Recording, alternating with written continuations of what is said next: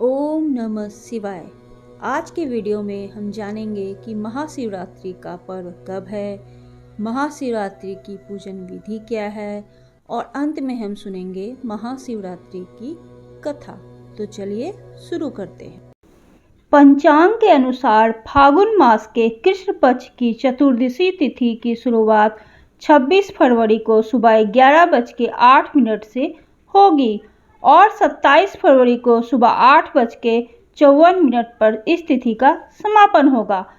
महाशिवरात्रि के व्रत के दिन भगवान शिव की उपासना निशिता काल में की जाती है, इसलिए महाशिवरात्रि का व्रत इस साल 26 फरवरी 2025 दिन बुधवार के दिन रखा जाएगा। शिवरात्रि से एक दिन पूर्व त्रयोदशी तिथि में शिव जी की पूजा करनी चाहिए और व्रत का संकल्प लेना चाहिए।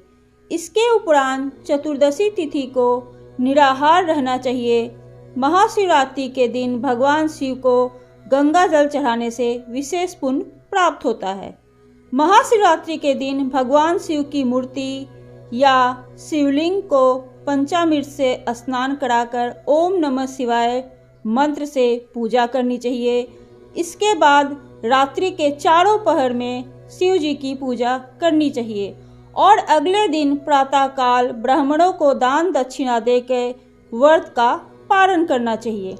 महाशिवरात्रि की पूजन सामग्री इस प्रकार से रहेगी: सुगंधित फूल, बेलपत्र, धतूरा, भांग, बैर, आम की मंजरी, जौ की बालें, तुलसी दल, मदार, पुष्प, गाय का कच्चा दूध, ईख का रस, दही, शुद्ध देसी घी, शहद, गंगा जल, पवित्र जल, कपूर, धूप, दीप, रुई, चंदन, पंचफल, पंचमेवा, इत्र, गंध, रौली, मौली, जनेऊ, 5 प्रकार के मिष्ठान, शिव व पार्वती की श्रृंगार की सामग्री, वस्त्र इत्यादि से शिव जी की पूजा करनी चाहिए और ओम नमः शिवाय का जाप या मनन श्रद्धापूर्वक करनी चाहिए। चलिए अब हम महाशिवरात्रि की कथा सुनते हैं।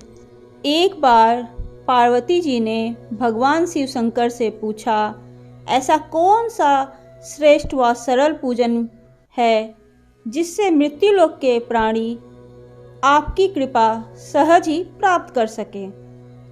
उत्तर में शिव जी ने पार्वती जी को शिवरात्रि के व्रत का विधान बताकर यह कथा सुनाई। एक गांव में एक शिकारी रहता था। पशुओं की हत्या करके अपने कुटुंब को पालता था। वह एक साहूकार का ऋणी था, लेकिन वह उसका ऋण समय पर नहीं चुका सका। क्रोधवश साहूकार ने शिकारी को शिव मठ में बंदी बना लिया। संयोग से उस दिन शिवरात्रि थी। शिकारी ध्यान मग्न होकर शिव संबंधी धार्मिक बातें सुनता रहा। चतुर्दशी को उसने शिवरात्रि की कथा भी सुनी। संध्या होते ही साहूकार ने उसे अपने पास बुलाया और ऋण चुकाने के विषय में बात की। शिकारी अगले दिन सारा ऋण लौटा देने का वचन देकर बंधन से छूट गया। अपनी दिनचर्या की भांति वह जंगल में शिकार करने के लिए निकला, लेकिन दिन भर बंदीगृह में रहने के कारण भूख प्यास से वह व्याकुल था। शिकार करने के लिए वह एक तालाब के किनारे बेल वृक्ष पर पड़ाव बनाने लगा। बेल वृक्ष के नीचे शिवलिंग था जो बेल पत्रों से ढका हुआ था। शिकारी को उसका पता नहीं था। पड़ाव बनाते समय उसने जो टहनियाँ तोड़ी वे संयोग से शिवलिंग पर गिर गईं। इस प्रकार दिन भर भूखे प्यासी शिकारी का व्रत भी हो गया और शिवलिंग पर बेलपत्र भी चढ़ गया। एक पहर रात्रि बीत जाने पर एक गर्भणी मृगी तालाब पर पानी पीने पहुंची। शिकारी ने धनुष पर तीर चढ़ाकर जो ही उसे खींचा, मृगी बोली, मैं गर्भिणी हूँ, शीघ्र ही प्रसव करूँगी। तुम एक साथ 2 जीवों की हत्या करोगे जो ठीक नहीं है। मैं अपने बच्चे को जन्म देकर शीघ्र ही तुम्हारे सामने प्रस्तुत हो जाऊंगी, तब तुम मुझे मार लेना। शिकारी कुछ सोच में पड़ गया और मृगी झाड़ियों में लुप्त हो गई। कुछ ही देर बाद एक और मृगी उधर से निकली। शिकारी की प्रसन्नता का ठिकाना न रहा। समीप आने पर उसने धनुष पर बाण चढ़ाया। तब उसे देख मृगी ने विनम्रतापूर्वक निवेदन किया, हे पारधी, मैं थोड़ी देर पहले ही ऋतु से निवृत्त हुई हूँ। मैं अपने प्रिय की खोज में भटक रही हूँ। मैं अपने पति से मिलकर शीघ्र ही तुम्हारे पास आ जाऊंगी। शिकारी ने उसे भी जाने दिया। 2 बार शिकार खोकर उसका माथा ठनक गया। वह चिंता में पड़ गया। रात्रि का आखिरी पहर बीत रहा था। तभी एक अन्य मृगी अपने बच्चों के साथ उधर से निकली। शिकारी के लिए यह स्वर्णिम अवसर था। उसने धनुष पर तीर चढ़ाने में देर न लगाई। वह तीर छोड़ने वाला था कि मृगी बोली, हे पारधी, मैं इन बच्चों को पिता के हवाले करके लौट आऊंगी। इस समय मुझे मत मारो। शिकारी हंसा और बोला, सामने आए शिकार को छोड़ दूं, मैं ऐसा मूर्ख नहीं हूँ। इससे पहले मैं 2 बार अपना शिकार खो चुका हूँ। मेरे बच्चे भूख प्यास से तड़प रहे होंगे। उत्तर में मृगी ने फिर कहा, जैसे तुम्हें अपने बच्चों की ममता सता रही है, ठीक वैसे ही मुझे भी अपने बच्चों की ममता सता रही है। इसलिए सिर्फ बच्चों के नाम पर मैं थोड़ी देर के लिए जीवन दान मांग रही हूँ। हे पारधी, मेरा विश्वास करो, मैं इन्हें इनके पिता के पास छोड़कर तुरंत लौटने की प्रतिज्ञा करती हूँ। मृगी की दीन स्वर सुनकर शिकारी को उस पर दया आ गई। उसने उस मृगी को भी जाने दिया। शिकार के अभाव में बेल वृक्ष पर बैठा शिकारी बेल पत्र तोड़ तोड़ कर नीचे फेंकता जा रहा था। पाँव फटने को हुई तो एक हष्ट-पुष्ट मृग उसी रास्ते पर आया। शिकारी ने सोच लिया कि इसका शिकार वह अवश्य करेगा। शिकारी की धनुष बाण देखकर मृग ने विनीत स्वर से बोला, हे पारधी भाई, यदि तुमने मुझसे पूर्व आने वाली 3 मृगियों तथा छोटे छोटे बच्चों को मार डाला है, तो मुझे भी मारने में विलंब मत करो, ताकि उनके वियोग में मुझे एक क्षण भी दुख को न सहना पड़े। मैं उन मृगियों का पति हूँ।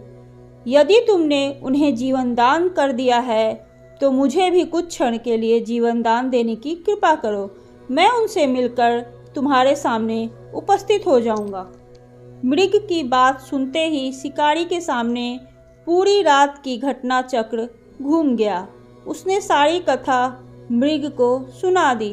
तब मृग ने कहा, मेरी तीनों पत्नियां जिस प्रकार प्रतिज्ञाबद्ध होकर गई हैं, मेरी मृत्यु से अपने धर्म का पालन नहीं कर पाएंगी। अतः जैसे तुमने उन्हें विश्वास पात्र मानकर छोड़ा है, वैसे ही मुझे भी जाने दो। मैं उन सबके साथ तुम्हारे सामने शीघ्र ही उपस्थित होता हूँ। उपवास, रात्रि जागरण तथा शिवलिंग पर बेलपत्र चढ़ाने से शिकारी का हिंसक हृदय निर्मल हो गया था। उसने भगवत शक्ति का वास हो गया था। धनुष और बाण उसके हाथ से सहज ही छूट गए। भगवान शिव की अनुकंपा से उसका हिंसक हृदय करुणा के भाव से भर गया। वह अपने अतीत के कर्मों को याद करके पश्चाताप की ज्वाला में जलने लगा। थोड़ी ही देर बाद मृग सह परिवार शिकारी के समक्ष उपस्थित हो गया, ताकि वह उनका शिकार कर सके। किंतु जंगली पशुओं की ऐसी सत्यता एवं सामूहिक प्रेम भावना देखकर शिकारी को बड़ी ही शर्म आई और उसके नेत्रों से आंसुओं की झड़ी लग गई। उस मृग परिवार को ना मारकर शिकारी ने अपने कठोर हृदय को जीव हिंसा से हटा सदा के लिए कोमल और दयालु बन गया। देवलोक के समस्त देव समाज भी इस घटना को देख रहा था। घटना की देवी देवताओं ने पुष्प की वर्षा की। तब शिकारी तथा मृग परिवार मोक्ष को प्राप्त हुए। तो यह थी शिवरात्रि की कथा। आपको ये कथा कैसी लगी प्लीज़ मुझे कमेंट करके ज़रूर बताइएगा। और ऐसे ही धार्मिक और रोचक कहानियों को सुनने के लिए प्लीज़ मेरे चैनल को लाइक कीजिए, सब्सक्राइब कीजिए। ओम नमः शिवाय।